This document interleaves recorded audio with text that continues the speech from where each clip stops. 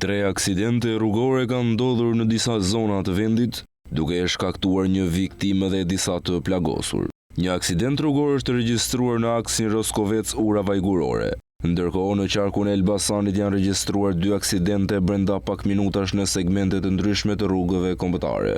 Një aksident rrugor është regjistruar mëngjesin e sotëm në aksin Roskovec-Ura Vajgurore pranë fshatit Strum. Një automjet me qera i përdorur nga disa shtetas të huaj, të cilët dyshohet të jenë indian ose pakistanez, ka dalë nga rruga duke përfunduar në kanalin ansor. Nga 5 personat që ndodheshin në mjet, 4 kanë përsuar dëmtime të lehta, ndërsa njëri ka marrë plagë të rënda. Të gjithë janë transportuar për ndihmë mjekësore në spitalin rajonal Fier. Në vendngjarje ndodhen shërbimet e policisë, të cilët po punojnë për zbardhjen e rrethanave.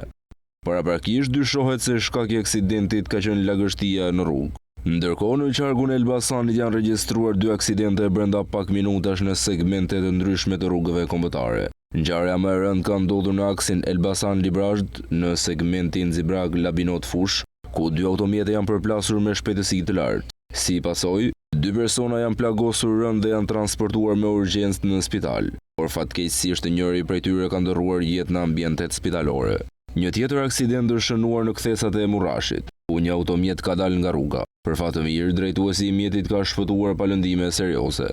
Hetimet për rrethanat e plota të ngjarjeve vazhdojnë, ndërsa dyshohet se shpejtësia e lartë dhe kushtet atmosferike të vështira për shkak të rreshjeve të dendura të shiut kanë ndikuar në përkeqësimin e kushteve të qarkullimit.